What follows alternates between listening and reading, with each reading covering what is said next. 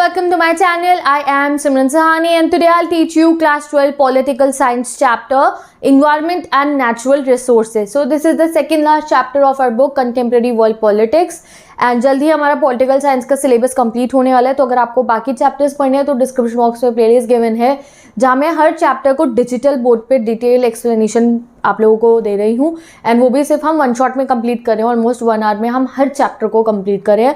तो अगर आपके एग्जाम्स आने वाले हैं और आपको पढ़ना है जल्दी से तो प्लेलिस्ट को चेक करो और आप पूरा सिलेबस कंप्लीट कर सकते हो. ठीक है, तो आज हम पढ़ेंगे एनवायरमेंट एंड नेचुरल रिसोर्सेज. अगर आपको बाकी चैप्टर्स पढ़ने हैं और साथ ही के साथ में मैं अपने चैनल पे गाइस हिस्ट्री भी पढ़ाती हूँ, ज्योग्राफी भी पढ़ाती हूँ, इकोनॉमिक्स भी, सोशोलॉजी भी, साइकोलॉजी भी, फिजिकल एजुकेशन भी और हमारा मेन सब्जेक्ट इंग्लिश भी पढ़ाती हूँ. तो यही चैप्टर नहीं, बाकी सब्जेक्ट्स के बाकी चैप्टर्स भी अगर आपको पढ़ने हैं तो जाके आप मेरे चैनल को चेक कर सकते हो. ठीक है, और अगर आपको नोट्स चाहिए ह्यूमैनिटी स्टूडेंट्स तो मैं हर एक सब्जेक्ट के जो भी मैंने आपको सब्जेक्ट बताया notes, friendly language, student language के नोट्स जो हैं जो आप आसानी से पढ़ के समझ पाओ और उनसे अपना रिविजन कर पाओ, वो मैंने अपनी इंस्टाग्राम आईडी पे अपलोड कर दिया. तो आप जाके देख सकते हो. सभी सब्जेक्ट के links are given in the description box. तो बिना कोई टाइम वेस्ट करे अब स्टार्ट करते हैं अपना ये chapter environment and natural resources. बहुत ही आसान सा चैप्टर है और बहुत ही जल्दी हम इसे कंप्लीट कर लेंगे. तो हमारा फर्स्ट टॉपिक आता है environmental concerns in global politics. इसमें हम ये जानेंगे कि एनवायरमेंटल कंसर्न क्या क्या है, यानी कि कौन कौन सी ऐसी चीज़ें हैं जिन पे हमें ध्यान देना चाहिए पूरे के पूरे वर्ल्ड में जो हमारे एनवायरमेंट को नुकसान पहुंचा रही हैं.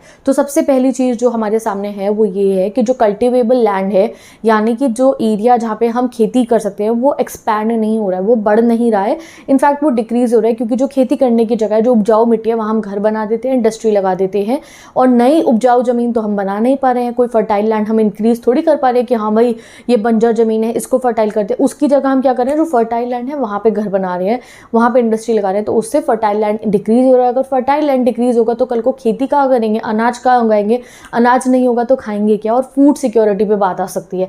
तो ये बहुत बड़ी प्रॉब्लम है हमारे सामने कि हम सोचने में लगेगा ना फर्टाइल लैंड डिक्रीज हो रहा है क्या ही होगा. भाई क्या नहीं होगा, हमारे को खाने तक को खाना नहीं मिलेगा अगर हम सारा फर्टाइल लैंड कल को ख़त्म कर देंगे तो. और अगर हम इस चीज़ के ऊपर सोचेंगे नहीं तो सोल्यूशन कैसे निकालेंगे. ठीक है, और ये जो सारी की सारी एनवायरमेंटल कंसर्न मैं अभी आपको बताने वाली हूँ ये एग्जाम में डायरेक्ट क्वेश्चन आएगा, एक्सप्लेन द एनवायरमेंटल कंसर्न. तो आपको ये लिखनी है. तो फर्स्ट आप लिखोगे यही कि फर्टाइल लैंड जो है डिक्रीज हो रहा है.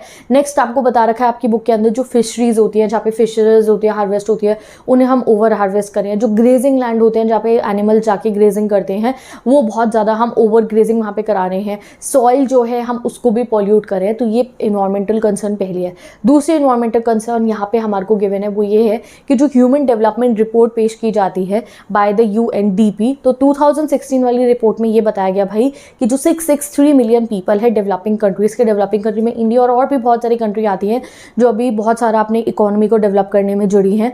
ये सब कंट्रीज़ के अंदर इतने सारे पीपल हैं जिनके पास सेफ ड्रिंकिंग वाटर नहीं है, और सेफ ड्रिंकिंग वाटर नहीं होगा तो वाटरबॉर्न डिजीजेज हो सकती हैं और हाईली चांसेस है कि वो बीमार रहेंगे and ultimately they can die also. ठीक है, नेक्स्ट ऐसे ही डेवलपिंग कंट्रीज़ के अंदर 2.4 बिलियन पीपल ऐसे जिनके पास सैनिटेशन ही नहीं है प्रॉपर, यानी कि वॉशरूम नहीं है और अनहाइजीनिक वे में वो अपनी उनका लाइफस्टाइल है. तो उससे क्या होगा, कितनी प्रॉब्लम्स हैं, उन्हें कितनी डिजीजेज हो सकती हैं इस वजह से. तो ये एक बहुत मेजर प्रॉब्लम है जिससे हमारे को डील करना है. ठीक है, नेक्स्ट अगर हम इन्वायरमेंट की अगर बात करें तो नेचुरल फॉरेस्ट जो है हमारे, जो हमें ऑक्सीजन प्रोवाइड करते हैं, हम उनको भी कट करते जा रहे हैं. लकड़ी के लिए, टिम्बर के लिए हम उनको कट करते जा रहे हैं और धीरे धीरे क्या हो रहा है, हमारा फॉरेस्ट कवर भी डिक्रीज हो रहा है और ये बहुत बड़ी प्रॉब्लम है. Ozone layer is also decreasing. Ozone layer के बारे में हम इतने समय से सुनते आ रहे हैं, 6-7 से हम पढ़ते आ रहे हैं कि ओजोन लेयर डिप्लीट हो रही है, ओजोन लेयर में होल हो गया. वो CFCs होते हैं उनकी वजह से ओजोन लेयर खराब हो रही है. तो ओजोन लेयर खराब होगी तो क्या होगा, जो अर्थ की पर जो है UV रेज आने लग जाएंगी सन से हार्मफुल, और ओजोन लेयर हमें उससे प्रोटेक्ट करती है. हम ओजोन लेयर तक को डिप्लीट कर रहे हैं पॉल्यूशन करके. अभी फिलहाल की अगर हम बात करें तो ओजोन लेयर ठीक हो रही है, बट अगर आप सोचोगे हाँ भाई ठीक होगी फिर पॉल्यूशन कर लो, नहीं, अगर हम फिर पॉल्यूशन करेंगे तो फिर ओजोन लेयर खराब हो जाएगी. तो ये भी बहुत बड़ी कंसर्न है हमारे सामने दैट ओजोन लेयर को हमें बचा के रखना है. Next coastal pollution is also increasing. जो हमारा वर्ल्ड है उसमें कितने सारे ओशंस हैं, ओशन में कितनी सारी मरीन लाइफ है और वो हमारे फूड चेन का पार्ट है और प्रॉपर इकोसिस्टम बनाते हैं ये. अब हम कोस्टल एरियाज में पॉल्यूशन बहुत करते हैं, कचरा डाल देते हैं. पता है आपको सी के अंदर कितना गार्बेज जाता है, प्लास्टिक, पेपर, वॉट एवर. मतलब कि चलो पेपर तो फिर चलो बायोडिग्रेडेबल हो जाएगा, प्लास्टिक्स हो गए या क्या क्या चीज़ें हम केमिकल्स हार्मफुल सी में मरीन लाइफ में रहती है हम उसमें डंप कर देते हैं और उससे बहुत ज़्यादा हमारा पॉल्यूशन होता है उस पूरा का पूरा मरीन लाइफ में। एंड इसके हार्मफुल इफ़ेक्ट्स आज हमें इतने नहीं दिख रहे हैं, आने वाले फ्यूचर में अगर हम इन्हें कंट्रोल नहीं करेंगे तो बहुत हार्मफुल इफ़ेक्ट्स इनके हैं। तो अब इस प्रॉब्लम के सॉल्यूशन क्या है ये आप जानोगे इस चैप्टर के अंदर।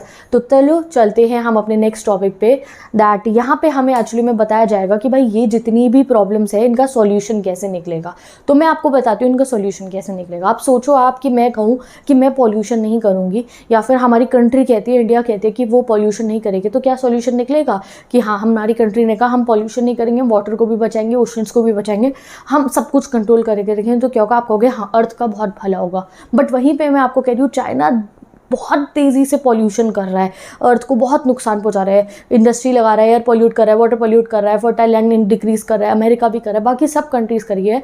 तो क्या होगा गाइस, हमारे सिर्फ इंडिया के कंट्रोल करने से कुछ नहीं होगा, बाकी कंट्रीज़ और तेज़ी से करने लग जाएगी तो एनवायरनमेंट को तो नुकसान होगा ही होगा ना। तो सॉल्यूशन कब निकलेगा इन सब प्रॉब्लम का, जब सब कंट्रीज़ इकट्ठी आएंगी, कोई मीटिंग करेंगे, आपस में मिल बैठ के सॉल्यूशन निकालेंगे। और जब कंट्रीज़ मिलती हैं तो कौन मिलता है, क्या हम सब जाएंगे, सारे इंडियन जाएंगे, सारे चाइनीज़ आएंगे सॉल्यूशन निकालने के लिए, सारे अमेरिकन आएंगे, नहीं, हमारे रिप्रेजेंटेटिव आते हैं जिनको हमने इलेक्ट करा है, जैसे हमारे प्राइम मिनिस्टर जी, वो कोई टीम अपॉइंट करेंगे एक्सपर्ट्स की इन्वायरमेंट के, वो जाके सॉल्यूशन निकालेंगे। और जो है यानी कि गवर्नमेंट जो होती है ना हर देश की, वो सॉल्यूशन निकालने की कोशिश करेगी ग्लोबल लेवल पे कि कैसे इन्वायरमेंट को बचाया जाए। तो जब गवर्नमेंट आ जाती है और तो जब सारे के सारे लीडर्स मिल बैठ के सॉल्यूशन निकालते हैं तो हो गई ना इसमें पॉलिटिक्स। तभी आज हम इस चैप्टर को पॉलिटिकल साइंस में पढ़ रहे हैं। भाई मैं कहूँगी मीटिंग होगी, सारे लीडर जाएंगे, बातचीत करेंगे, एग्रीमेंट करेंगे, तो यहाँ क्या चल रही है, पॉलिटिक्स चल रही है। तो तभी हम इस चैप्टर को पॉलिटिकल साइंस में पढ़े हैं कि यहाँ पे बात की जाएगी किसने ज़्यादा पॉल्यूशन करा, कैसे कंट्रोल करा जाएगा, क्या होगा क्या नहीं होगा, ये सब बातें डिस्कस कौन करेंगे, गवर्नमेंट लीडर्स एक इंटरनेशनल प्लेटफॉर्म में जैसे कि यूएन में कर सकते हैं। तो इस सब चीज़ों में पॉलिटिक्स होगी, तभी हम इस चैप्टर को जो है पढ़ें पॉलिटिकल साइंस में, क्योंकि ये प्रॉब्लम्स का सॉल्यूशन ही पॉलिटिक्स से निकलेगा। तो तभी जो है जब भी हम इस चैप्टर को पढ़ते हैं ना, ऐसा लगता है यार इन्वायरमेंट वाला चैप्टर तो ज्योग्राफी में होना चाहिए था, ईवीएस में होना चाहिए था, ये पॉलिटिकल साइंस में क्यों पढ़े। तो हम पॉलिटिकल साइंस में इसलिए पढ़े क्योंकि इनका सॉल्यूशन ही पॉलिटिक्स करके निकलेगा। पॉलिटिक्स कहाँ पे होगी, वहाँ होगी यूएन के अंदर, सारे लीडर जाएंगे और सॉल्यूशन निकालेंगे। तो चलो हम पढ़ते हैं अपने चैप्टर में कि कैसे यूएन के अंदर बैठ कर सॉल्यूशन निकाला जाता है इन चीज़ों का, ठीक है। तो अब यहाँ पे बहुत इंपॉर्टेंट 1 मार्क का क्वेश्चन आपके लिए आने वाले हैं। और जब भी मैं इस वीडियो में या जो भी सब्जेक्ट में पढ़ाती हूँ जहाँ पे मैं आपको 1 मार्कर कह रही हूँ, तो अभी के लिए आपके बोर्ड एग्जाम के लिए भी वो 1 मार्कर इंपॉर्टेंट है, और MCQ CUET के लिए वो आपके लिए इंपॉर्टेंट होंगे, वो MCQ में भी आ सकते हैं, तो आप ध्यान रखना। तो देखो गाइस, पूरे हमारे ना दुनिया में क्या हो रहा है, एक वर्ल्ड वॉर हुआ, फिर दूसरा वर्ल्ड वॉर हुआ, और वहाँ जो ये जो इंडस्ट्रियलाइज कंट्रीज़ हो चुकी थी, वेस्टर्न कंट्रीज़ थी, इन्होंने बहुत इंडस्ट्रियलाइजेशन करा, बहुत पॉल्यूशन करा। लोग इतना एनवायरनमेंट के बारे में पहले नहीं सोचते थे, जो बहुत ज़्यादा मतलब सोचते थे, बहुत ज़्यादा नहीं सोचते थे। 1960s के बाद में इन्वायरमेंट के लिए जागरूक होना बहुत ज़्यादा शुरू हो जाता है। बहुत सारे लोग सामने आके कहते हैं एनवायरमेंट को बचाओ, क्या कर रहे हो। तो 1960s के बाद ये बहुत ज़्यादा शुरू हो जाता है। और सबसे फिनोमिनल इवेंट था 1972 में, जब एक ग्लोबल थिंक टैंक था, थिंक टैंक मतलब एक टीम थी इन्वायरमेंटल एक्सपर्ट की, उन्होंने एक बुक पब्लिश करी था limits to growth. 1 marker question है, याद रखना। इन्होंने इस बुक में बताया कि अर्थ की रिसोर्सेज डिप्लीट हो रही है, वाटर स्कैरसिटी हो रही है, फर्टाइल लैंड खत्म हो रहा है, हर चीज़ तो हम कह रहे हैं डिक्रीज हो रही है अर्थ के पास, अर्थ की नेचुरल रिसोर्सेज, और पॉपुलेशन जो है इंक्रीज होती रहती है। तो उन्होंने कहा कि इस चीज़ पे हमें ध्यान देने की ज़रूरत है, वरना आप खुद सोच सकते हो क्या होगा कि रिसोर्सेज खत्म हो जाएगी और पॉपुलेशन इतनी बढ़ जाएगी। तो इसका सॉल्यूशन निकालने के लिए उसके बाद से यूएन में मीटिंग्स होनी शुरू होती है, और उनमें से सबसे फिनोमिनल और जो सबसे इंपॉर्टेंट मीटिंग होती है वो है हमारी अर्थ समिट। अर्थ समिट के बारे में 10th में भी हमने पढ़ा था, 9th में भी, 8th में भी, 7th में भी, 6th में भी। इसके बारे में हम कब से पढ़ते हुए आ रहे हैं। आज हम एक्चुअली में जानेंगे कि अर्थ समिट में एक्चुअली में हुआ क्या था। तो अर्थ समिट क्या थी, यूनाइटेड नेशन, यूएन। हमने यूएन वाला चैप्टर पहले पढ़ा क्यों, 5वें नंबर पे यूएन चैप्टर पढ़ा क्यों था हमने, क्योंकि हमें एक ऐसी ऑर्गेनाइजेशन के बारे में पता चला कि हाँ, जहाँ कंट्रीज जाके बातचीत करके सॉल्यूशन निकाल सकती है पॉलिटिक्स करके। तो चलो जानते हैं कि एनवायरमेंट को बचाने के लिए यूएन में क्या क्या पॉलिटिक्स होती है। तो अगर हम यूएन की बात करें तो यूएन में कॉन्फ्रेंस होती है ऑन एनवायरमेंट एंड डेवलपमेंट, और इसी कॉन्फ्रेंस या इसी मीटिंग कह सकते हो आप इसको कहा जाता है अर्थ समिट। इसमें सिर्फ इन्वायरमेंट के ऊपर बात नहीं हुई थी, डेवलपमेंट के ऊपर भी बात हुई थी कि कैसे हम अपने कंट्रीज़ में डेवलपमेंट भी तो लाना था ना भाई। 1992 में हुई थी, उस ज़माने में इंडिया डेवलप कर रहा था, हर कंट्री डेवलपिंग थी, इंडस्ट्रीज़ वगैरह लगा रही थी। अब इंडस्ट्री लगाओगे तो पॉल्यूशन तो होगा ही, तो एक ऐसा मैकेनिज्म निकालना था कि डेवलपिंग कंट्री डेवलप भी कर पाए, अपनी इकोनॉमी को भी संभाल पाए और साथ में पॉल्यूशन भी कंट्रोल हो। तो इसलिए अर्थ समिट होती है। इस अर्थ समिट को ये एग्जाम में सारे क्वेश्चन आएगा, अर्थ समिट पे नोट लिखो, तो आपको ये वाले ब्लू बॉक्स में जो मैंने लिखा है वो बता देने पॉइंट फॉर्म में। अर्थ समिट को 170 कंट्रीज अटेंड करती हैं, बहुत सारी एनजीओज और बहुत सारी एमएनसी। अब एमएनसी क्यों करी थी? क्योंकि यही तो जाके इंडस्ट्री लगा के पॉल्यूशन करती है, तो ये भी आए हुए थे इस अर्थ समिट में। और इस अर्थ समिट में दो विचारधारा सामने आती है, एक होती है ग्लोबल नॉर्थ की जिसको कहते हैं फर्स्ट वर्ल्ड, और दूसरी ग्लोबल साउथ की जिसको कहते हैं थर्ड वर्ल्ड। अब ये ग्लोबल नॉर्थ और ग्लोबल साउथ की थिंकिंग अर्थ को बचाने को लेकर बहुत डिफरेंट थी। देखो, ग्लोबल नॉर्थ में अमेरिका वगैरह आ जाते हैं, हम अमेरिका ब्रिटेन जिन्होंने अपने इंडस्ट्रियलाइजेशन कर चुके हैं, इन्होंने इंडस्ट्री लगा ली थी 17-18 सेंचुरी में प्रॉपर वे में अपनी, ये बढ़िया सा अपना इंडस्ट्रियलाइजेशन करके बहुत पॉल्यूशन करके ये बैठ चुके थे। इसमें आते थे ग्लोबल नॉर्थ के लोग, ग्लोबल नॉर्थ की कंट्रीज़। तो ये ग्लोबल नॉर्थ वाले क्या कहते थे, भाई पूरी दुनिया की हर कंट्री को मिलके जो है पॉल्यूशन को कंट्रोल करना चाहिए, अर्थ को बचाना चाहिए, सबको जो है पॉल्यूशन कम करना चाहिए। पॉल्यूशन कम करना होता मतलब कि अपनी कंट्री में आप ज़्यादा इंडस्ट्रीज मत लगाओ जिससे पॉल्यूशन डिक्रीज हो, ठीक है। तो ग्लोबल नॉर्थ का कहना था that global north was concern with ozone depletion and global warming, ठीक है। तो ग्लोबल नॉर्थ क्या कहती थी, भाई हमें अर्थ को बचाना है और हमें ओजोन लेयर बचानी है, हमें ग्लोबल वार्मिंग को डिक्रीज करना है। वहीं पर जो ग्लोबल साउथ थी, ग्लोबल साउथ में इंडिया आएगा, ठीक है, ग्लोबल साउथ में आप चाइना को भी कंसिडर कर सकते हो, ग्लोबल साउथ में एशियान वाली जो कंट्रीज थी वो भी सब आ जाती थी।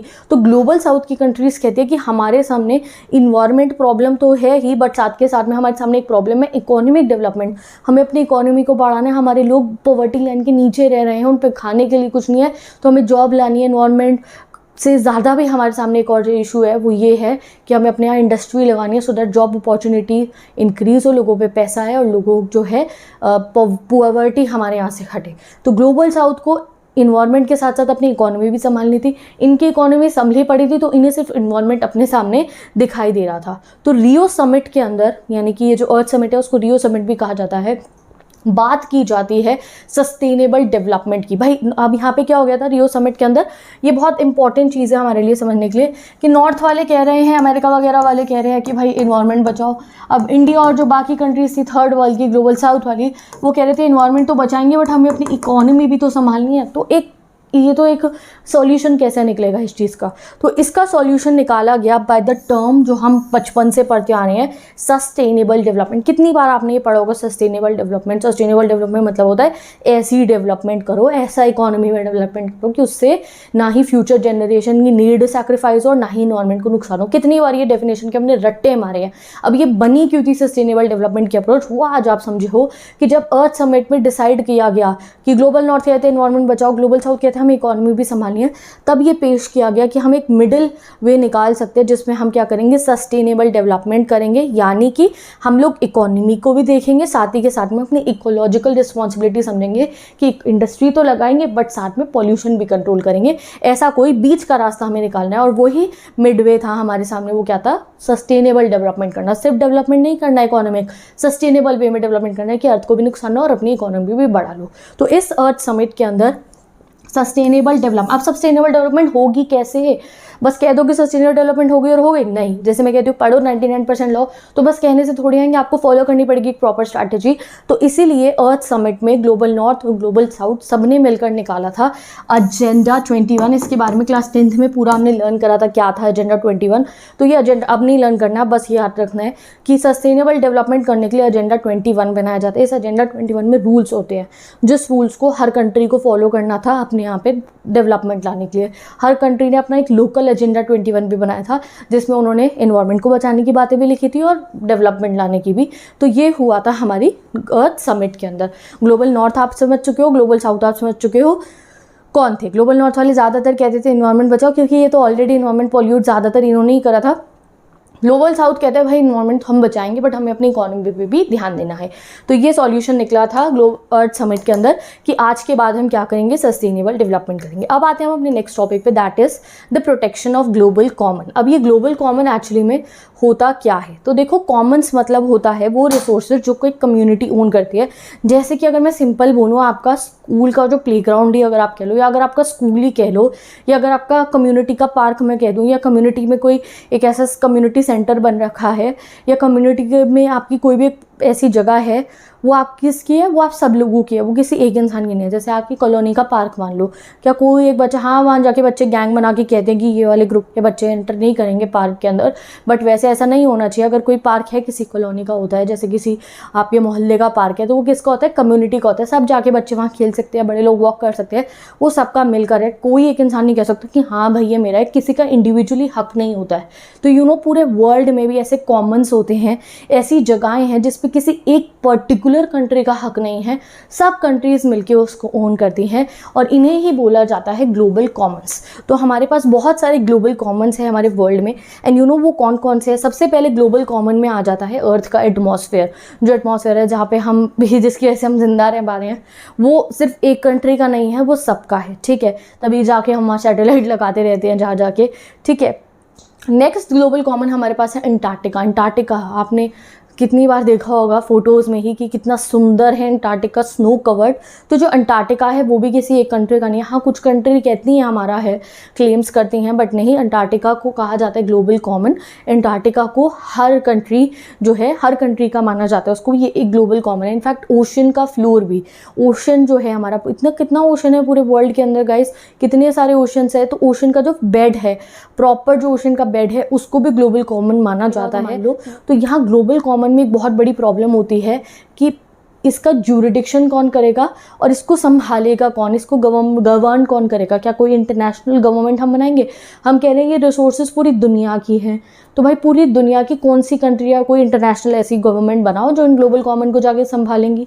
ये एक बहुत बड़ी प्रॉब्लम रहती है ग्लोबल कॉमन्स को लेकर कि जैसे अंटार्कटिका है, अब अंटार्कटिका पे बहुत सारी कंट्रीज़ ऐसी हैं जिन्होंने अपने बेसिस बना रखे हैं, जहाँ पे वहाँ रिसर्च करते रहते हैं वो लोग, और बहुत सारी ऐसी कंट्री है जिन पे इतना पैसा ही नहीं है कि वहाँ जाके रिसर्च वगैरह करेंगे।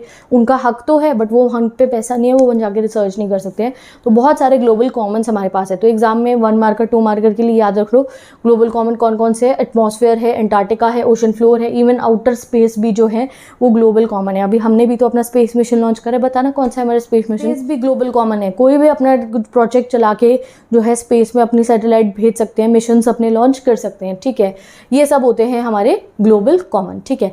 अब जो ये ग्लोबल कॉमन होते हैं, इनको प्रोटेक्ट करना हमारी जिम्मेदारी है। प्रोटेक्ट करना मतलब गाइस देखो, अर्थ का एटमॉस्फेयर है, अर्थ का एटमॉस्फेयर में कितना पॉल्यूशन हम कर रहे हैं, तो उसको प्रोटेक्ट करने की जिम्मेवारी हमारी है, किसी एक कंट्री की नहीं, ये तो सब कंट्रियों की। पर वो होगा कैसे, कोई बताओ तो कोई बात जिससे इनको हम जो है बचा सके।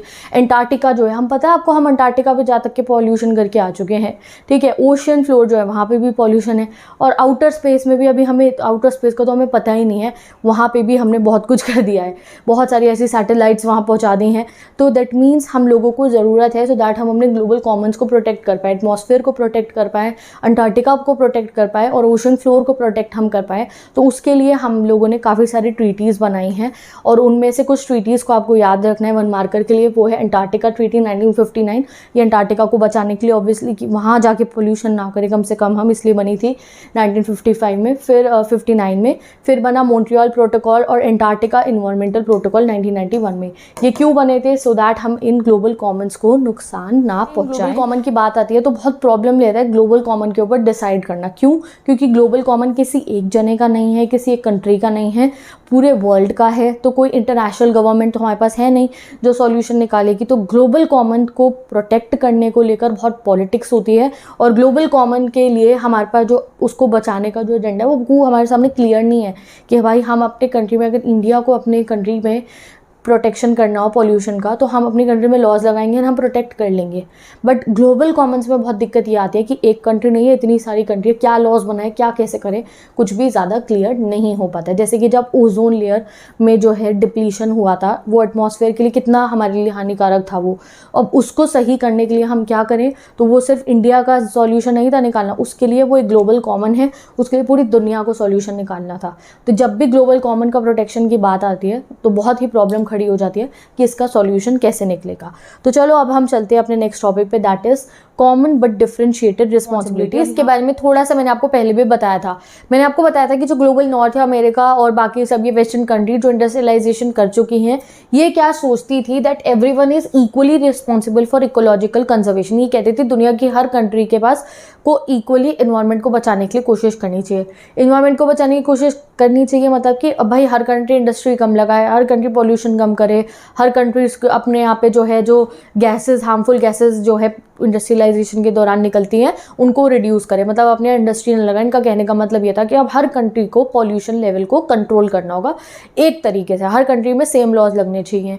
और जो ग्लोबल साउथ थी उन्होंने ये बोला that much of the ecological degradation जो आज के समय पे है, यानी कि जितना भी इन्वायरमेंट को नुकसान आज के समय पे हमें दिखाई दे रहा है, जो पहुंचा हुआ है, वो ग्लोबल नॉर्थ की वजह से ही पहुंचा, क्योंकि अमेरिका ने, ब्रिटेन ने और ये वेस्टर्न कंट्रीज़ ने तो इंडस्ट्रियलाइजेशन बहुत पहले ही कर लिया था। इन्होंने तो इंडस्ट्री ले जाके इतना नुकसान कर दिया है, तो सारा का सारा नुकसान तो इन्होंने करा, अब भरपाई हम करें। तो ग्लोबल साउथ ने ये बोला that north is more responsible for environment. उन्होंने कहा भाई जब सारी इंडस्ट्री तुमने लगाई, सारा पॉल्यूशन तुमने करा, तो भाई प्रोटेक्शन के लिए हम क्यों हैं सामने। हाँ, हम करेंगे इन्वायरमेंट प्रोटेक्शन, बट ऐसा थोड़ी है हम ज़्यादा करेंगे, नहीं, तुम्हें ज़्यादा करना चाहिए और हम अपने यहाँ इंडस्ट्री लगाएंगे क्योंकि हमें अपनी इकोनॉमी संभालनी है, हमें इकोनॉमी को बढ़ावा देना है।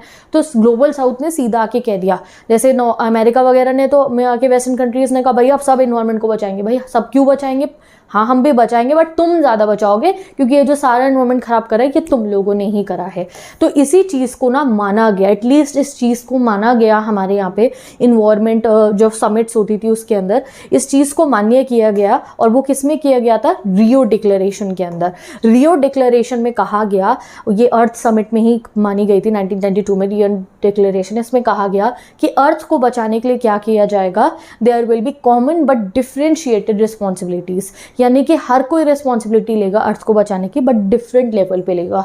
ग्लोबल नॉर्थ की कंट्रीज़ को ज़्यादा प्रोटोकॉल्स को फॉलो करना पड़ेगा, ज़्यादा अपने यहाँ पे पॉल्यूशन कम करनी पड़ेगी, और जो ग्लोबल साउथ की कंट्रीज़ है जो अभी इंडस्ट्री लगाना जिनके लिए ज़रूरी है अपनी इकॉनमी को संभालने के लिए, उन्हें कम जो है प्रोटोकॉल्स को, उन्हें कम चीज़ों को फॉलो करना होगा। ज़्यादा कोशिश अब पॉल्यूशन कम करने की कौन करेगा, ग्लोबल साउथ करेगा। इस चीज़ को माना गया था, ठीक है। तो साउथ जो है, ग्लोबल साउथ यानी कि हम इंडिया और बाकी सब कंट्रीज़ को ऐसा लगता था कि सारा डिग्रेडेशन तुमने करा है तो रिस्पॉन्सिबिलिटी भी ज़्यादा तुम्हारी है। और रियो डिक्लेरेशन के अंदर एग्जाम में क्वेश्चन आएगा कहाँ पे इस चीज़ को मान्य करा गया था, कॉमन बट डिफरेंशिएटेड रिस्पॉन्सिबिलिटी को, तो रियो डिक्लेरेशन में, अर्थ समिट में 1992 में। रियो डिक्लेरेशन में अग्रीमेंट हो जाती है that common but differentiated responsibility के प्रिंसिपल को फॉलो करा जाएगा हमारे वर्ल्ड को बचाने के लिए, वर्ल्ड के इन्वायरमेंट को बचाने के लिए। ज़्यादा रिस्पॉन्सिबिलिटी किसकी, ग्लोबल नॉर्थ के, यानी कि वेस्टर्न कंट्रीज़ की जो डेवलप हो चुकी हैं, और जो कम रिस्पॉन्सिबिलिटी होगी वो किसकी होगी, वो ग्लोबल साउथ की होगी, जो अब इंडस्ट्रीज़ भी लगाएंगे बट साथ के साथ पॉल्यूशन भी कंट्रोल करेंगे। ऐसी बात नहीं है कि वो नहीं करेंगे। तो ये आप समझ गए। अब हम आते हैं अपने नेक्स्ट टॉपिक पे, यानी कि ये इस टॉपिक के अंदर का ही एक पार्ट है, वो है UNFCCC के बारे में हमें बता रखा है। UNFCCC की फुल फॉर्म आप देख सकते हो, United nation convention on climate change, ठीक है। यानी कि ये जो एक तरीके की मीटिंग हुई थी इन्वायरमेंट को बचाने के लिए, इस कन्वेंशन में भी हर एक कंट्री ने, पार्टीज यहाँ लिखा है, हर कंट्री ने अग्री करा था दैट जो लार्जेस्ट शेयर है ग्लोबल ग्रीन हाउस गैसेस का, यानी कि हमारी जो पूरे वर्ल्ड में एनवायरनमेंट में जितनी भी ग्रीन हाउस गैसेस जो इमिट हुई हैं वो सबसे ज़्यादा किसके द्वारा की गई हैं, डेवलप्ड कंट्रीज़ के द्वारा सबसे ज़्यादा पॉल्यूशन किया गया है। और अगर देखा जाए तो 1922 में देखा गया दैट जो डेवलपिंग कंट्रीज़ है जैसे कि चाइना और इंडिया, इनका जो पॉल्यूशन लेवल है ये अभी भी रिलेटिवली बहुत ज़्यादा लो था। उतना पॉल्यूशन हम अब भी नहीं कर रहे थे जितना ये डेवलप्ड कंट्रीज़ कर रही थी। तो इसलिए जब क्योटो प्रोटोकॉल साइन हुआ था तो उससे इंडिया को भी और चाइना को भी एग्जेम्प्ट कर दिया गया था। अब ये क्योटो प्रोटोकॉल क्या था, एग्जेम्प्ट करना मतलब कहा था तुम मत फॉलो करो, से कोई बात नहीं, ठीक है। तो ये क्योटो प्रोटोकॉल क्या था, ये क्योटो प्रोटोकॉल साइन हुआ था 1997 में, ठीक है। 1997 में ये एक इंटरनेशनल एग्रीमेंट था। अब मैंने कहा ना कि भाई दुनिया को बचाना था, एनवायरनमेंट को बचाना था, तो एनवायरनमेंट को बचाने के लिए क्योटो प्रोटोकॉल भी साइन हुआ था। कब हुआ था, 1997 में। इसमें इंडस्ट्रियलाइज कंट्रीज ने कहा था कि वो अपने ग्रीन हाउस गैस एमिशन को कंट्रोल करेंगे, यानी कि ग्रीन हाउस गैसेस कौन सी है, carbon dioxide, methane, nitrous oxide, hydrofluorocarbons, इनको जो है ये सबसे ज़्यादा रिस्पॉन्सिबल होते हैं ग्लोबल वार्मिंग करने के लिए। तो इनको कंट्रोल करना था, यानी कि ये वाले गैसेस वगैरह एमिट नहीं करेंगे, और हर कंट्री ने इस क्योटो प्रोटोकॉल को जो है फॉलो करा था, ठीक है। अब ये कहाँ पे जो है क्योटो प्रोटोकॉल साइन हुआ था, क्योटो एक जगह है जापान में, वहाँ पे हुआ था ये, इसको साइन किया गया था। देखो इंडिया और चाइना ने भी इसको पहले साइन करा था, और बाद में इंडिया और चाइना को इससे एग्जेम्प्ट कर दिया गया था कि आपको इसे फॉलो करने की ज़रूरत नहीं है, क्योंकि आपका जो पर कैपिटा एमिशन है वो अभी रिलेटिवली लो है, और आपको इंडस्ट्रियलाइजेशन करने की ज़रूरत है। तो ये चीज़ आप समझो कि पूरे वर्ल्ड में इस चीज़ को माना गया। देखो कितनी पॉलिटिक्स हुई होगी इस चीज़ के ऊपर कि भाई पहले तो कह दिया गया एनवायरनमेंट को बचाओ, बट बाद में पॉलिटिक्स करके ही तो इस चीज़ का सॉल्यूशन निकला कि एनवायरनमेंट को बचाने के लिए ज़्यादा जिम्मेवारी यूनाइटेड नेशंस के अंदर डिसाइड किया गया। ज़्यादा जिम्मेवारी किसकी है, जो डेवलप्ड कंट्रीज़ है जिन्होंने सारा पॉल्यूशन करा है, और कम जिम्मेवारी किसकी है, जिन्होंने अभी पॉल्यूशन करा ही नहीं है। उन्हें तो ज़रूरत है अब इंडस्ट्री लगाने की, तो उनके यहाँ तो होगा ही थोड़ा बहुत पॉल्यूशन। तो इसलिए कॉमन बट डिफरेंशिएटेड रिस्पॉन्सिबिलिटी को फॉलो किया गया। ज़्यादा रिस्पॉन्सिबिलिटी वो लेंगे, ये लोग अपना डेवलपमेंट करें, और साथ ही के साथ में जो है इस तरीके से जो है ये भी जो है प्रूफ ला के दिखाया गया कि इंडिया और चाइना का हमारे यहाँ इंडस्ट्रियलाइजेशन की अब ज़रूरत है। हमारे इतना पॉल्यूशन हम नहीं कर रहे हैं, वो लोग और भी ज़्यादा कर रहे हैं, हमारे से और ज़्यादा कर भी चुके हैं। तो इसलिए हमें क्योटो प्रोटोकॉल से भी एग्जेम्प्ट कर दिया गया था। अभी जब आप इंडिया का भी पढ़ोगे कि हम एनवायरनमेंट को बचाने के लिए क्या क्या करते हैं, तो आप जानोगे कि इंडिया ने क्या रीज़न दिया था कि हाँ भाई हमें क्योटो प्रोटोकॉल से जो बाहर निकाला है वो बिल्कुल सही निकाला है। हमने रीजन्स भी दिए थे, और हम अपने लेवल पे कुछ चीज़ों को फॉलो भी करते हैं एनवायरनमेंट को बचाने के लिए। अब आते हैं हम अपने नेक्स्ट टॉपिक पे, जो है प्रॉपर्टी रिसोर्सेज। ये एग्जाम में डायरेक्ट क्वेश्चन में आ सकता है। तो कॉमन प्रॉपर्टी होती है ऐसी प्रॉपर्टी जो एक ग्रुप ओन करता है। ग्लोबल कॉमन मत समझना, ग्लोबल कॉमन तो पूरी दुनिया मिलकर ओन करती है, जैसे एटमॉस्फेयर हो गया, हर कंट्री का उस पर आके। कॉमन प्रॉपर्टी कुछ ऐसी रिसोर्स है, जैसे मान लो कि ये पॉन्ड है, ये एक कॉमन प्रॉपर्टी है, इसको कोई ग्रुप मिलकर चलाएगा, ग्रुप के बहुत सारे मेंबर होंगे, उनकी जिम्मेवारी है पॉन्ड को साफ रखना, पॉन्ड में से फिशेस निकालना, एवरीथिंग दे आर रिस्पॉन्सिबल। कोई फॉरेस्ट है, फॉरेस्ट कॉमन प्रॉपर्टी हो जाएगी, कोई भी जाए वहाँ से जाके ग्रुप के मेंबर जाके फॉरेस्ट में से वुड ला सकते हैं, फ्रूट्स ला सकते हैं, एनीथिंग, बट उनकी ही ड्यूटी है कि इसको संभाल के भी रखना है। ऐसे नहीं सारे पेड़ काट दो और उसको एंड कर दो, नहीं, ये होती है common property resources. Underlying non common property resources में क्या होता है कि जो ग्रुप के मेंबर्स है उनके पास राइट है कि उसको कैसे यूज़ करना है और उसको कैसे मेंटेन करना है, सारे राइट्स उनके पास होते हैं, सारी ड्यूटी उनके, बचाना भी, यूज़ करना भी, एवरीथिंग इज विद देम। अगर हम इंडिया की बात करें, इंडिया में काफ़ी सारे ऐसे विलेजेस हैं जहाँ पे बहुत सारी कॉमन प्रॉपर्टी रिसोर्सेज हैं। बट आजकल के अगर हम ज़माने की बात करें तो ये जो कॉमन प्रॉपर्टी रिसोर्सेज हैं ये भी ड्विंडल हो रही हैं साइज में। ड्विंडल मतलब होता है डिक्रीज हो रही हैं। एनसीईआरटी में ड्विंडल पढ़ के आप कंफ्यूज हो सकते हो। ये धीरे धीरे कम होती जा रही है। क्यों होती जा रही है? क्योंकि इंडस्ट्रियलाइजेशन हो रहा है। लोग क्या कर रहे हैं, हर जगह इंडस्ट्री लगाई जा रही है, पूरे फॉरेस्ट ख़त्म कर देते हैं, पूरे जो है गांव ख़त्म हो जाते हैं, इंडस्ट्री लगनी शुरू हो जाती है। इवन प्राइवेटाइजेशन की वजह से कई बार ग्रुप खुद ही क्या करते हैं कि कॉमन प्रॉपर्टी को लीव कर देते हैं, सब अपने अपने में बांट लेते हैं क्योंकि उन्हें अपना अपना चाहिए, अपना प्राइवेट रिसोर्सेज उनको चाहिए। ठीक है, तो धीरे धीरे ये जो कॉमन प्रॉपर्टी रिसोर्सेज का कल्चर जो इतना फेमस था कंट्रीज़ के अंदर, हमारी कंट्री में भी बहुत था, कॉमन प्रॉपर्टी रिसोर्सेज होती थी जिन्हें ग्रुप मिलकर चलाता था, वो कम होता जा रहा है। क्यों? प्राइवेटाइजेशन की वजह से। एग्रीकल्चर इंटेंसिफिकेशन, हर जगह तो जाके हम खेती करने जा रहे हैं, फॉरेस्ट को भी कट करके खेती कर रहे हैं, उसकी वजह से, पॉपुलेशन ग्रोथ की वजह से, जितनी पॉपुलेशन बढ़ रही है हमें कॉमन प्रॉपर्टी रिसोर्सेज को भी यूज़ करना पड़ रहा है। इन्वायरमेंटल डिग्रेडेशन की वजह से, इन सब चीज़ों की वजह से जो कॉमन प्रॉपर्टी होती थी वो ड्विंडल हो रही है साइज में, यानी कि डिक्रीज होती जा रही है। तो इसलिए हमें ज़रूरत है कि जो हमारे ये हेरिटेज का हिस्सा होती हैं, ये जो कॉमन प्रॉपर्टी रिसोर्सेज होती हैं, ये हमारी हिस्ट्री का, ये हमारे पास्ट का हिस्सा है। अब हमारी ड्यूटी है कि हम इन कॉमन प्रॉपर्टी रिसोर्सेज को बचाएं। अगर हम इंडिया के अंदर ही देयर आर मेनी फॉरेस्ट जिनको ट्रेडिशनली विलेज कम्युनिटीज़ जो है ओन करती हैं, उसको संभालती हैं और उन्हें सेक्रेड वर्ड समझ गए ना कि वो बहुत पवित्र हैं वो फॉरेस्ट, और उनको जाके पूजा जाता है। और उनको कौन संभालता है? Village community. वो गवर्नमेंट की नहीं है, नहीं, वो विलेज कम्युनिटीज़ की हैं। वही वहाँ पे उनके पास राइट्स है, ड्यूटीज़ हैं उन्हें मेंटेन करने की और उन्हें जो है उन्हें संभालने की। ठीक है, तो आप यहाँ देख सकते हो institutional arrangement of the actual management of sacred groves on state on forest land appropriately fits the description of a common property regime. तो अगर हम इंडिया की बात करें तो हमारी कंट्री में कॉमन प्रॉपर्टी रिसोर्सेज में, अगर हम कहें इंडिया की कॉमन प्रॉपर्टी रिसोर्सेज में क्या आते हैं, तो there are many sacred groves, यानी कि जो सीक्रेट जंगल है जहाँ पे जो है उनको विलेज कम्युनिटीज़ ओन करती हैं और वही उसको संभालती हैं, उन्हें बहुत पवित्र माना जाता है। ठीक है, तो आप ये कुछ सेक्रेड ग्रूव्स की फ़ोटो देख सकते हो। साउथ इंडिया में बहुत सारे सेक्रेड ग्रूव्स हैं। तो कॉमन प्रॉपर्टी क्या हुई? वो रिसोर्स है जो गवर्नमेंट की नहीं है, एक प्लॉट पर एक कम्युनिटी की होती है। ठीक है, अब आते हैं हम अपने नेक्स्ट टॉपिक पे, India stand on environmental issue. तो इंडिया ने साइन करा था क्योटो प्रोटोकॉल 1997 के अंदर, और अगस्त 2002 में इंडिया और चाइना दोनों को इससे एग्जेम्प्ट कर दिया गया था। क्योटो प्रोटोकॉल क्या था? अभी याद करा ना हमने, जापान में ये साइन करा गया था और कहा गया था कि भाई कंट्रीज़ को अब ग्लोबली जो है ग्रीन हाउस गैसेस को डिक्रीज़ करना है। तो डिक्रीज़ कैसे होंगे? जब अपनी कंट्री में इंडस्ट्री नहीं लगाओगे, इंडस्ट्रीज़ लगाना डिक्रीज़ करोगे, तो आप इन ग्लोबल गैसेस को, ये जो ग्रीन हाउस गैसेस है जो ग्लोबली एनवायरनमेंट को नुकसान पहुंचाती है, वो डिक्रीज़ कर सकते हो। ठीक है, तो उसके लिए हमने क्योटो प्रोटोकॉल हमने साइन करा था, बट हमें इस क्योटो प्रोटोकॉल से बाहर निकाल दिया गया था 2002 में। यानी कि हमें क्या दिया गया था, में आते हैं इंडिया और चाइना दोनों को ही, और काफ़ी सारे डेवलपिंग कंट्रीज़ को कहा गया था, और इंडिया और चाइना को 2002 में निकाल दिया गया था कि आप जो है क्योटो प्रोटोकॉल से हट चुके हो, आपके ऊपर अब रिस्ट्रिक्शन नहीं लगे, आप इंडस्ट्रियलाइजेशन कर सकते हो, क्योंकि रिलेटिवली बहुत लो है अभी आपका कार्बन एमिशंस, आप इतना पोल्यूशन नहीं करो, तो आप अपने इंडस्ट्रीज़ पे ध्यान दो। जब हमें अलाउ करा गया कि हम अपने इंडस्ट्रीज़ लगा सकते हैं, हमें ये ग्रीन हाउस गैसेस की इतनी चिंता नहीं करनी होगी जितने ये क्योटो प्रोटोकॉल वाले कर रहे हैं, तो बाकी कंट्रीज़ ने आके बोलना शुरू कर दिया। कब बोला? G8 की मीटिंग हुई थी 2009 में। इस मीटिंग में क्रिटिक्स आते हैं और कहते हैं कि भाई अभी तो तुमने इन्हें क्योटो प्रोटोकॉल से निकाल दिया और इन्हें परमिशन दे दिया, इंडिया चाइना को पॉल्यूशन ये कर रहे हैं, ये इंडस्ट्री लगा रहे हैं, आने वाले समय में यही कंट्री ऐसी होंगी जिन्होंने सबसे ज़्यादा पॉल्यूशन करा होगा, ऐसा हमारे को बोला जाता है कि क्यों इन्हें क्योटो प्रोटोकॉल से निकाला है। तो इसका जवाब इंडिया देता है।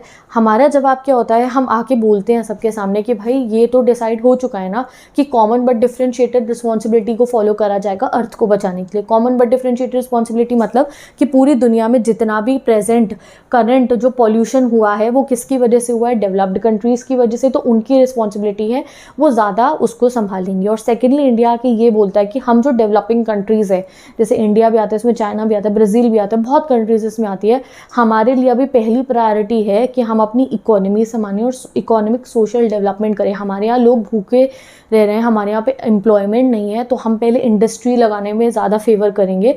हमें अपने यहाँ इकोनॉमिक और सोशल डेवलपमेंट चाहना है, वो हमारी पहली प्रायोरिटी है।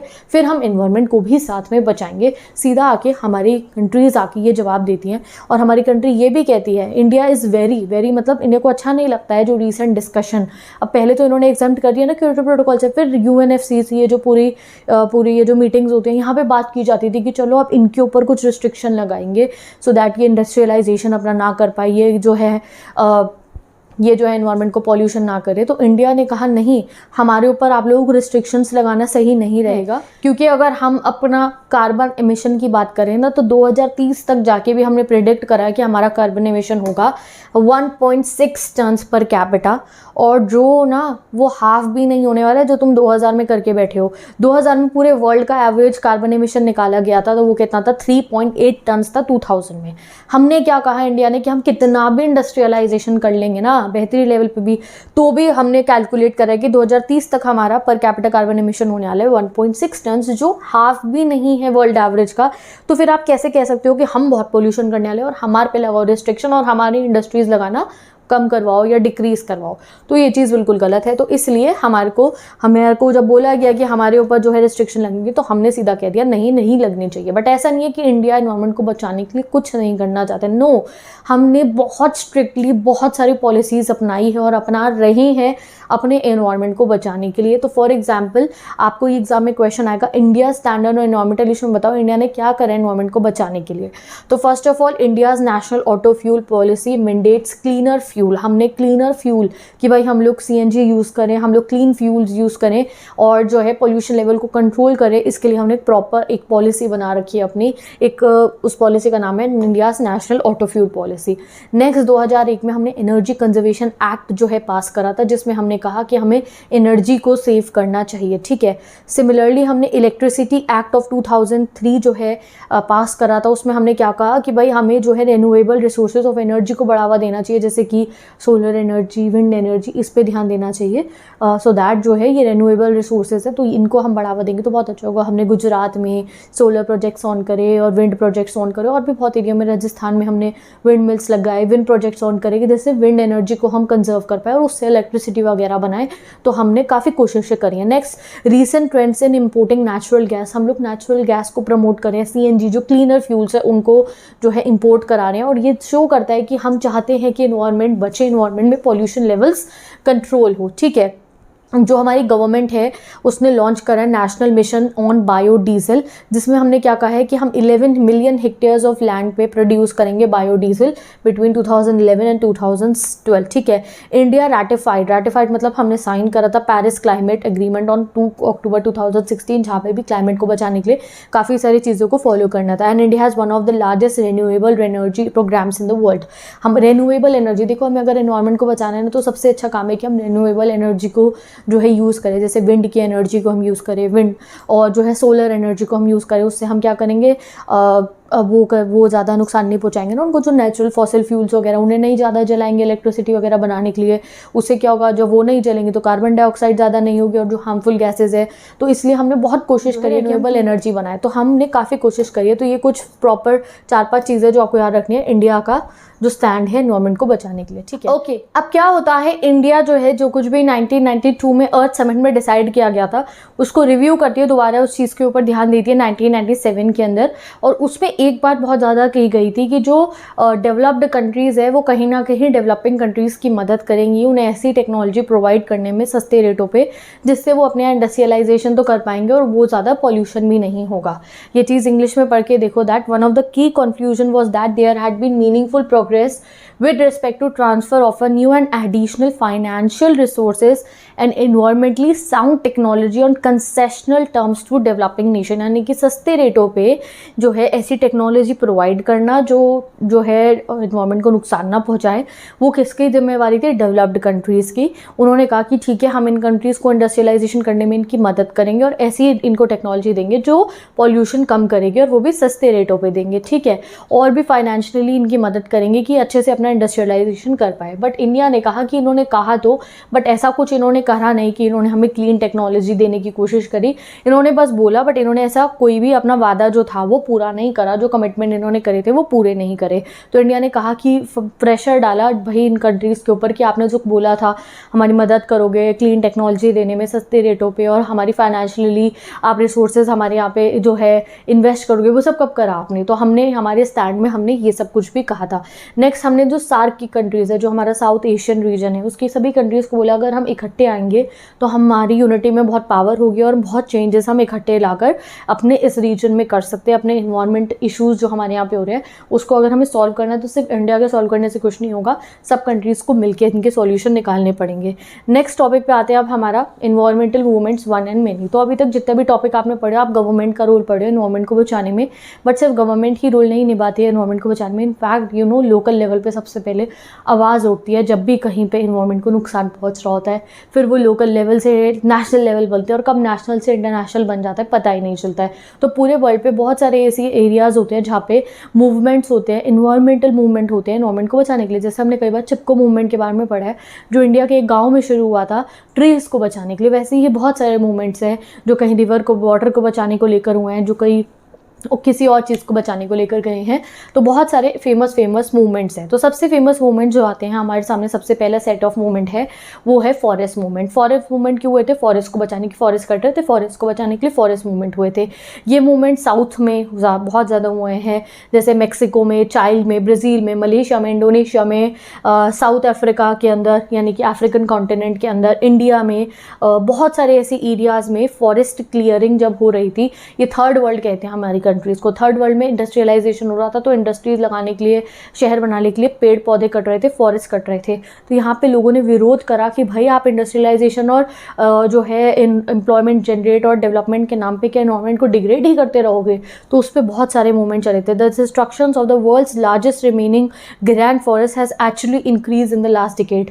तो ये मूवमेंट अब भी चल रहे हैं, क्योंकि धीरे धीरे हम अपने जो इतने फॉरेस्ट जो हमारे पास जो बचे हैं उनको भी जो है हमने क्लियर करना शुरू कर दिया। और फॉरेस्ट नहीं होंगे तो भाई सांस कहाँ से लेंगे, ऑक्सीजन कहाँ से आएगी हमारे को, और भी जो नेसेसरी चीज़ें हैं वो कहाँ से आएंगी हमारे को, ठीक है। नेक्स्ट मूवमेंट होता है खिलाफ मिनरल इंडस्ट्री के, और ये बहुत पावरफुल मूवमेंट है हमारे प्लैनेट पे।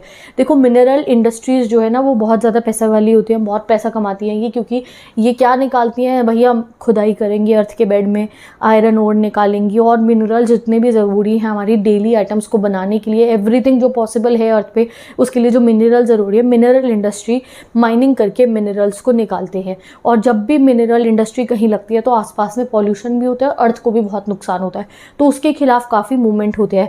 नंबर ऑफ मूवमेंट्स हमारे ग्लोबल साउथ में यानी कि जो सदर्न हेमिस्फीयर की जो कंट्रीज़ है वहाँ पे चले हैं। उनमें से एक मूवमेंट के बारे में आपको बता रखा है जो हुआ था फिलीपींस में। बट पहले आप ये भी देख लो कि जब भी मिनरल इंडस्ट्री लगती है तो उसके क्या नुकसान होते हैं। मिनरल इंडस्ट्री लगती है तो ग्लोबल जो हमारा अर्थ है उसको इतना नुकसान होता है, एक्सट्रैक्शन होता है, बहुत सारी माइनिंग की जाती है, उससे अर्थक्वेक का भी डर होता है। केमिकली पॉल्यूशन होता है, जो भी मिनरल्स वगैरह होते हैं वो कई बार वाटर बॉडी में जो है उनमें से जो केमिकल्स वगैरह उनको प्रोसेस करने के दौरान निकलते हैं, उन्हें सीधा वाटर बॉडी में छोड़ दिया जाता है, मरीन लाइफ ख़राब होती है। क्लियरेंस ऑफ नेटिव वेजिटेशन, आसपास का एरिया को क्लियर कर दिया जाता है माइनिंग करने के लिए। लोकल कम्युनिटी जो रह रही होती है उन्हें कहते हैं घर हटाओ अपने, हमें यहाँ माइनिंग वगैरह करनी है। और भी बहुत सारे फैक्टर्स होते हैं जो मिनरल इंडस्ट्रीज़ को कहा जाता है कि ये बहुत नुकसान पहुँचाती है, तो इसलिए इनके खिलाफ मूवमेंट होता है। एक बहुत इंपॉर्टेंट मूवमेंट हमारे सामने है, वो उनमें से एक है फिलीपींस का। वन मार्कर आप याद रखना, ये मैप क्वेश्चन में आता है, यहाँ से क्वेश्चन मेरे बोर्ड एग्जाम के समय पे आया था, यहाँ से क्वेश्चन। फिलीपींस में ये मूवमेंट हुआ था, यहाँ पे एक एमएनसी गई थी, कहाँ से गई थी, ऑस्ट्रेलिया की बेस्ड ये एमएनसी थी, इसका नाम था वेस्टर्न माइनिंग कॉरपोरेशन। ये एक मल्टीनेशनल कंपनी थी, यहाँ फिलीपींस में जाके माइनिंग कर रही थी। एंड यहाँ पे जब फिलीपींस में जाके इन्होंने माइनिंग करी, लोगों ने बहुत विरोध करा कि भाई यहाँ के हमारी कंट्री में ये सब मत करो।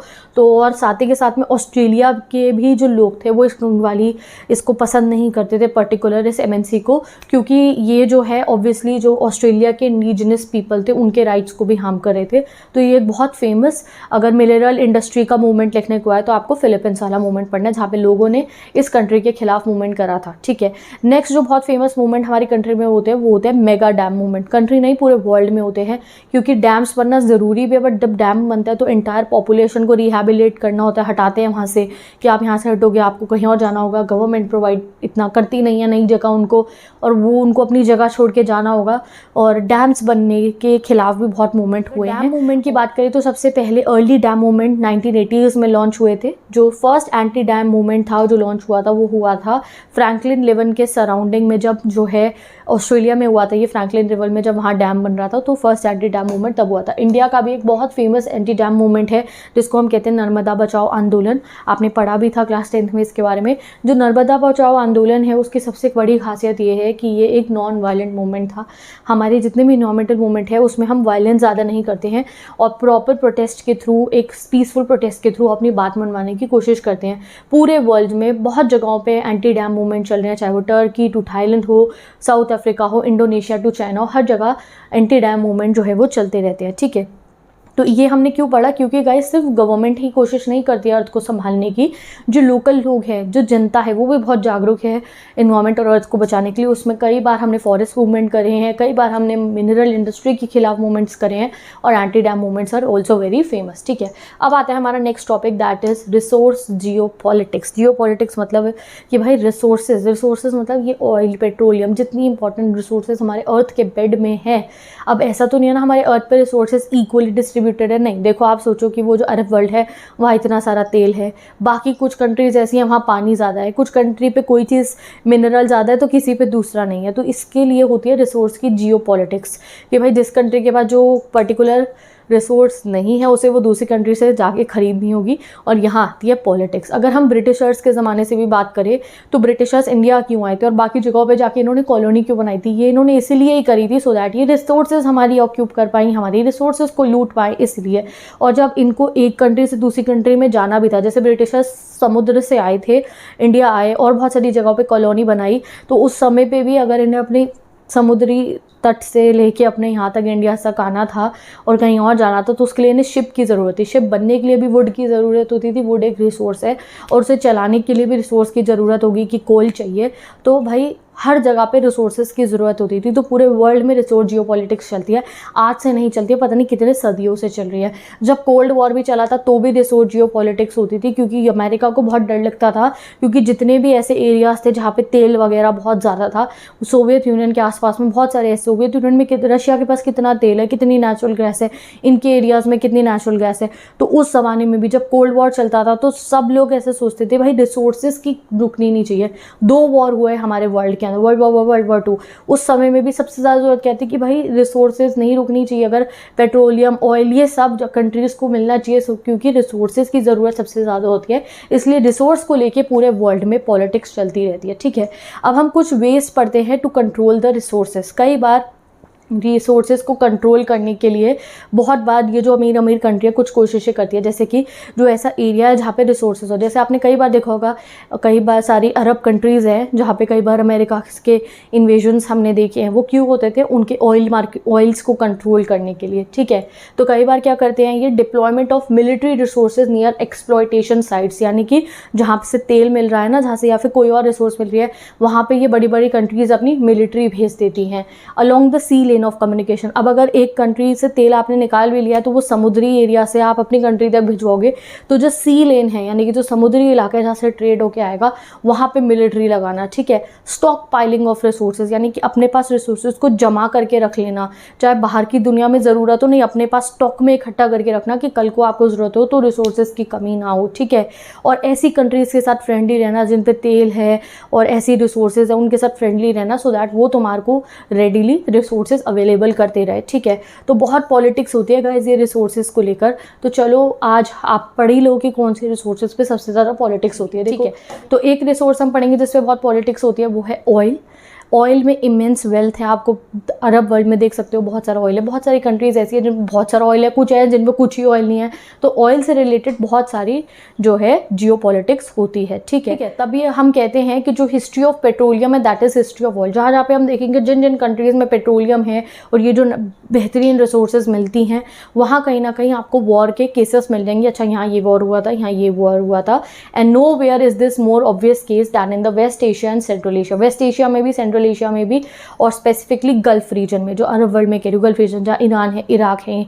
ठीक है, यहाँ पे बहुत सारा तेल है इनके अर्थ बेड के अंदर, तो यहाँ पे जो है बहुत सारे बार वॉर्स हुए हैं। उसका रीज़न यही है ऑयल से रिलेटेड। ठीक है, अगर हम गल्फ रीजन की बात करें तो वर्ल्ड का 30% of global oil production Gulf region से आता है, और ये कहा जाता है कि जो प्लैनेट की 64% नॉन रिजर्व है वो यहीं पे, यानी कि जो पूरा तेल हमारे पास है पूरी दुनिया में, उसमें से 64% नॉन रिजर्व्स कहाँ पे है, यहीं पे है, गल्फ कंट्रीज़ के पास है। इसीलिए ये गल्फ कंट्रीज़ जो है ये सारी ऑयल की डिमांड हमारी पूरी करती है, और आगे आने वाली भी यही करने वाली है। तो इसलिए ये जियो पॉलिटिक्स का बहुत बड़ा हिस्सा रहते हैं। अगर हम सऊदी अरेबिया की बात करें तो Saudi Arabia has quarter of the world's total reserves and is the single largest producer. Saudi Arabia single largest producer है ऑयल का पूरे वर्ल्ड में। इराक की अगर हम बात करें तो वो सेकेंड प्रोड्यूसर है, बट यू नो इराक की जो टेरिटरी की जो रिसोर्सेज है वो अभी फुली एक्सप्लोर नहीं करी गई है। ऐसा कहा जाता है कि शायद इराक के पास अभी और तेल है वो अभी एक्सप्लोर नहीं करा गया। अगर उसे एक्सप्लोर कर लिया गया तो ऐसा भी हो सकता है कि इराक के पास सऊदी अरेबिया से भी ज़्यादा रिजर्व्स हम मे बी पॉसिबल, ऐसा हो सकता है। तो ईरान, इराक, सऊदी अरेबिया, इनके पास बहुत ज़्यादा ऑयल रिसोर्सेज हैं, और तभी यहाँ पे गल्फ रीजन में इतने गल्फ वॉर हुए हैं। तो ये हिस्ट्री ऑफ पेट्रोलियम, तो ये रिसोर्सेज की वजह से वॉर भी होते हैं, उससे आम जनता को बहुत ज़्यादा प्रॉब्लम होती है। यूनाइटेड स्टेट्स हो गया, यूरोप की कंट्रीज हो गई, जापान हो गया, इंडिया हो गया, चाइना हो गया, हमारी पेट्रोलियम की डिमांड बहुत ज़्यादा है और हमारे से ये कंसिडरेबल दूरी पर है। कितना दूर है हमारे से गल्फ़ कंट्रीज़। तो इसलिए जब भी जो है ऑयल के ऊपर बात आती है तो रिसोर्स जियोपॉलिटिक्स तो होती ही है। ठीक है, हम अपने नेक्स्ट टॉपिक पे, इस पे आपको इतना ही पढ़ना था, ज़्यादा भी इंपॉर्टेंट नहीं है। नेक्स्ट आता है आपका वाटर। वाटर को लेकर भी बहुत पॉलिटिक्स होती है, इनफैक्ट वाटर को लेकर के बहुत वॉर भी होते हैं। यहाँ आप ऑयल इसलिए पढ़ो क्योंकि ऑयल के साथ में हिस्ट्री ऑफ वॉर भी है। गल्फ़ कंट्रीज़ में कितने वॉर हुए उनका कहीं ना कहीं रिजल्ट ऑयल भी है। ठीक है, बहुत सारी कंट्रीज जाती हैं इनके यहाँ वॉर सिचुएशन क्रिएट करते हैं सो दैट वो इनके ऑयल को एक्सेस कर पाए। आपकी बुक में कार्टून दे रखा है जहाँ पे आपको कुछ मिलिट्री दिखा रखी है, वो इन कंट्रीज़ को कह रही है कि अब ठीक है हम तुम्हारी कंट्री की हेल्प करेंगे, तुम हमें ऑयल में पे कर देना यहाँ पे वॉर करवा के। ठीक है, चलो अब पढ़ते हैं अपना नेक्स्ट जो है वाटर रिसोर्सेज। वाटर को जो है बहुत ही इंपॉर्टेंट नेचुरल रिसोर्स है हमारी, इसके बिना तो हम जिंदा ही नहीं रह सकते हैं। और वाटर लाइफ सस्टेनिंग है, इसलिए इससे रिलेटेड भी बहुत बार हमारे यहाँ वॉर हुए। अगर वाटर की बात करें तो ऐसा कहा जाता है कि आने वाले समय में अगर थर्ड वर्ल्ड वॉर भी हो सकता है तो वो वाटर के ऊपर होगा। और आने वाले समय में जितनी तेज़ी से हम वाटर को यूज़ कर रहे हैं, स्कैरसिटी ऑफ वाटर हो रही है, फ्रेश वाटर डिक्रीज होता जा रहा है, वाटर टेबल खत्म होता जा रहा है, तो आगे आने वाले समय में वाटर वॉर्स होंगे। वाटर अगर हम अभी की बात करें तो वाटर के ऊपर वॉर क्यों होता है, मेनली अपस्ट्रीम और डाउनस्ट्रीम को लेकर। अपस्ट्रीम क्या होती है, देखो अगर रिवर बहते हुए आती है तो कुछ कंट्रीज रिवर के ऊपरी इलाके पे सिचुएटेड होती है, अपस्ट्रीम कहते हैं, और कुछ कंट्रीज रिवर के डाउनस्ट्रीम पे सिचुएटेड होती है, डाउनस्ट्रीम कहते हैं। तो जो रिवर डाउनस्ट्रीम पे लोकेटेड होती है, जो कंट्रीज डाउनस्ट्रीम पे लोकेटेड होती है, वो हमेशा अपस्ट्रीम वाली कंट्री को कहते हैं कि इन्होंने क्वालिटी ऑफ वाटर खराब कर दी, इन्होंने ऊपर पानी में रिवर में इतना कूड़ा भर दिया और वो सारा, उससे हमारे पास जो क्वालिटी आती है पानी की वो बहुत बेकार आती है, या फिर ये ऊपर इतना पानी यूज़ कर लेते हैं दैट हमारे पास बहुत कम पानी आता है और फिर उन कंट्रीज़ के बीच में वॉर हो जाता है। There are many wars in the world जो अभी भी हो रहे हैं और हुए हैं वाटर को लेकर। ठीक है, जिनका एग्जाम्पल मैं आपको बता रखा है और बहुत वायलेंट हुए हैं, जैसे कि इजराइल, सीरिया और जॉर्डन के बीच में 1950 और 60s में जो है जॉर्डन रिवर और यारमुक रिवर के लेकर जो है इनके बीच में वॉर हुआ था। More recent Turkey, Syria, Iraq जो है कंस्ट्रक्शन कर रहे थे कुछ यूफ्रेट्स रिवर पे, तो इनके बीच में वॉर हुआ था। बहुत सारी स्टडीज़ ऐसे दिखाई गई हैं जिसमें हमें पता चला है कि जो जो कंट्रीज आपस में रिवर शेयर करती है वॉर होता है या फिर प्रॉब्लम्स क्रिएट होते हैं। जैसे इंडस वाटर ट्रीटी के बारे में हमने पढ़ा, तो जो इंडिया और पाकिस्तान के बीच में साइन हुई है हम उसको अच्छे से फॉलो कर रहे हैं, हमने उसके ऊपर अब वॉर नहीं करा है, बट ये एक मेजर इशू है। इंडिया और बांग्लादेश का भी रिवर वाटर को लेकर इशू है। तो बहुत सारी कंट्रीज़ जो नेबरिंग कंट्रीज़ होती हैं वाटर को लेकर उनके बीच में इशू होता है। अब वो इससे हम इन्वायरमेंट एंड नेचुरल रिसोर्स वाले चैप्टर में इसलिए पढ़े क्योंकि water is a natural resource और इसकी स्कैरसिटी की वजह से वॉर होता है। Oil is a natural resource और ये क्योंकि इवनली डिस्ट्रीब्यूट नहीं है तो इसको खरीदने के लिए, इसको एक्वायर करने के लिए पॉलिटिक्स होती है और उस पॉलिटिक्स से वॉर भी हो जाते हैं। तभी आपने इसको आज इस चैप्टर में पढ़ा है। अब आते हैं हम अपने लास्ट टॉपिक पे जो है इंडिजिनस। इसमें टॉपिक में क्या इंपॉर्टेंट है, जो वाटर के वॉर हुए हैं ये 1 मार्कर में आ सकता है। ठीक है, अब आते हैं नेक्स्ट टॉपिक पे जो होता है indigenous people and their rights. तो सबसे पहले समझो इंडिजिनस पीपल होते कौन है। इंडिजिनस पीपल वो होते हैं जो एक जगह पे कब से रह रहे हैं, जब से हमें पता भी, हम सोच भी नहीं सकते, यानी कि जब से वो जगह थी वो वहीं पे रह रहे हैं, बाद में बाकी लोगों ने आके उसे इन्वेड करा और वहाँ पे रह गए। इसका बेस्ट एग्जांपल है अमेरिका में अगर हम बात करें तो नेटिव अमेरिकन्स कहा जाता है, वो इंडिजिनस पीपल। इंडिजिनस पीपल कौन होते हैं, तो यूएन डिफाइन करता है indigenous population as compromising descendants of people who inhabited the present territory of a country at the time when persons of different culture or ethnic origin arrived there from other parts of the world and overcame them। यानी कि वो लोग जो उस धरती पे तब से रह रहे हैं जब तक वहाँ कोई और इन्वेड करके नहीं आया था।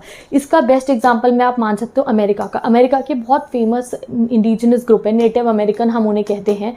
ये अमेरिका की धरती पे कब से रहते थे, जब मतलब कि अमेरिका के बारे में किसी को पता भी नहीं था। फिर क्रिस्टोफर कोलंबस ने अमेरिका को डिस्कवर करा और उसके बाद बाकी कल्चर के लोग जैसे ब्रिटिशर्स वगैरह और भी बहुत सारे लोग अमेरिका में जाते हैं और वहाँ जाके सेटल होते हैं। बट जो ऑलरेडी सदियों से जो अमेरिका में रहते थे वो थे नेटिव अमेरिकन्स और उनका अपना एक प्रॉपर कल्चर था। आप कुछ नेटिव अमेरिकन्स की पिक्चर देख सकते हो, ये अपना फॉरेस्ट एरियाज़ में जो रहते थे इनका अपना कल्चर था, इनके अपने ट्राइब्स थे और ये उसको फॉलो करते थे। और बाद में बाकी लोग आ गए यहाँ पे और उन्होंने इसको जो है पूरा अपने स्टाइल में जो है कन्वर्ट करना शुरू कर दिया। बट ये लोगों ने अपने तौर तरीके नहीं बदले, ये उसी स्टाइल में रहे जैसे ये पहले रहते थे।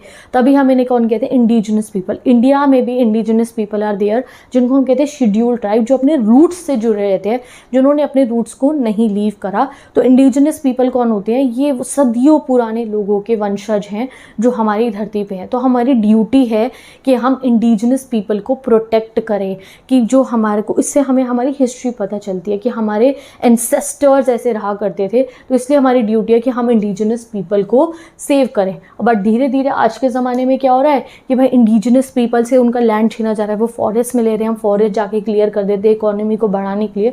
तो इसलिए आज के ज़माने में ज़रूरत है कि जो 30 करोड़ इंडिजिनस पीपल हैं जो पूरे वर्ल्ड में स्प्रेड हैं, इनमें से इंडिया में भी है, हम उन्हें सेव करें। ठीक है, तो चलो एक बार पढ़ लेते हैं कितने इंडिजिनस पीपल पूरे वर्ल्ड में हैं।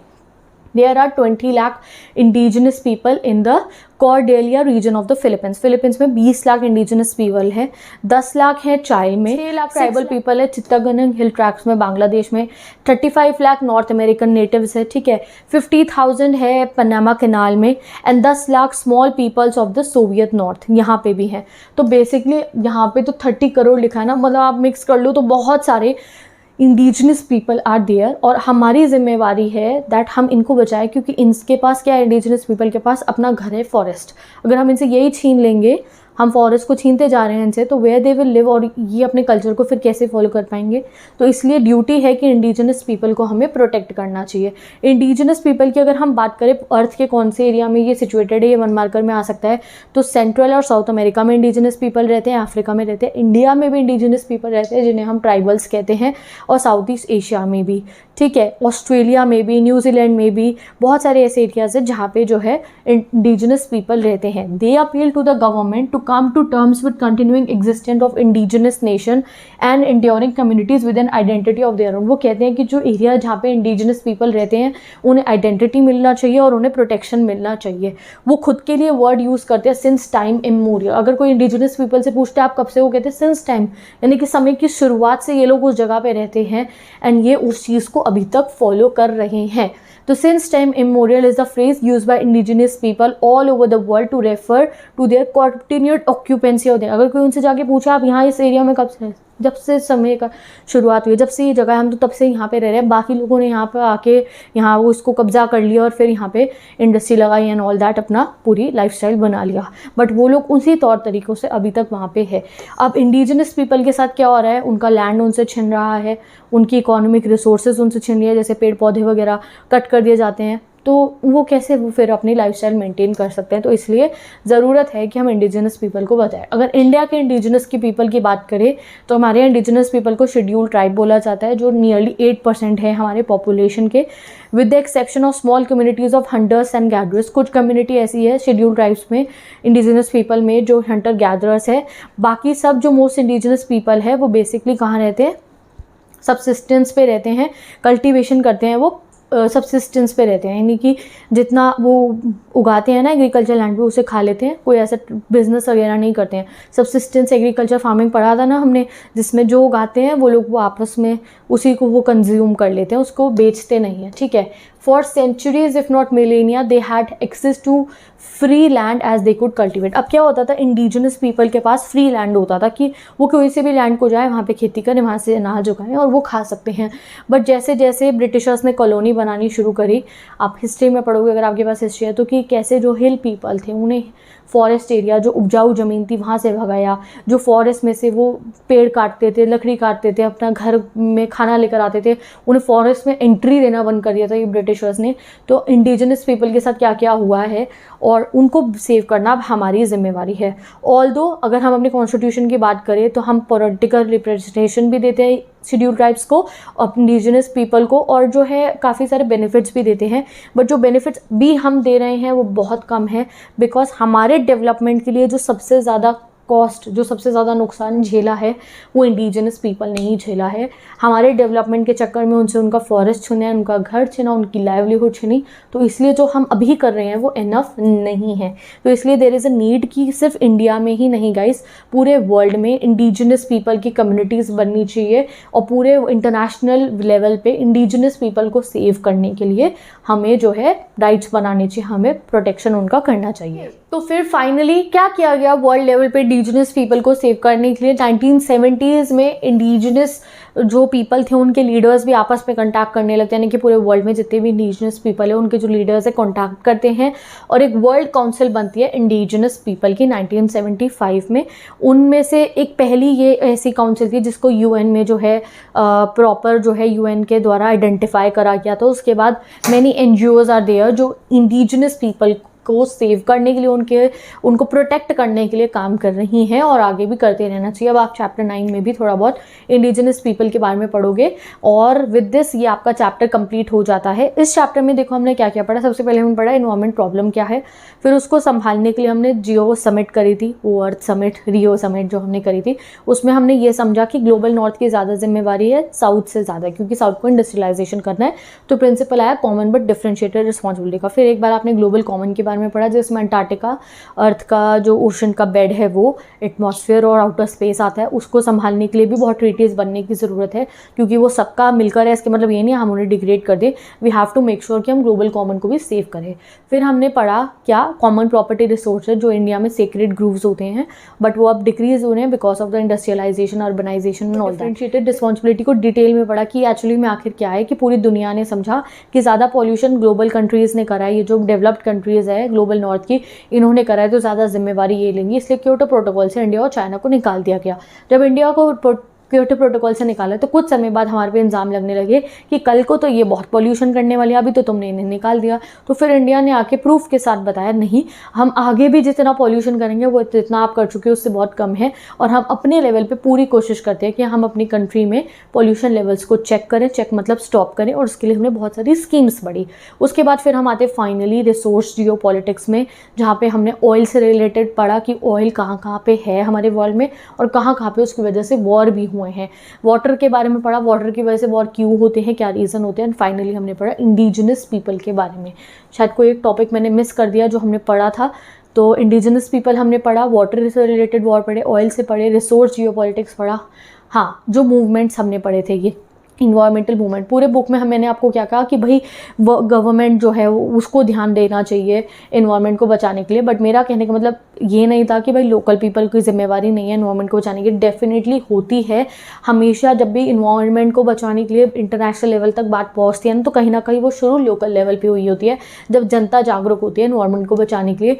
इसलिए बहुत सारे मूवमेंट्स फेमस है, जैसे फॉरेस्ट मूवमेंट सिर्फ इंडिया में नहीं पूरे वर्ल्ड में बहुत फेमस है।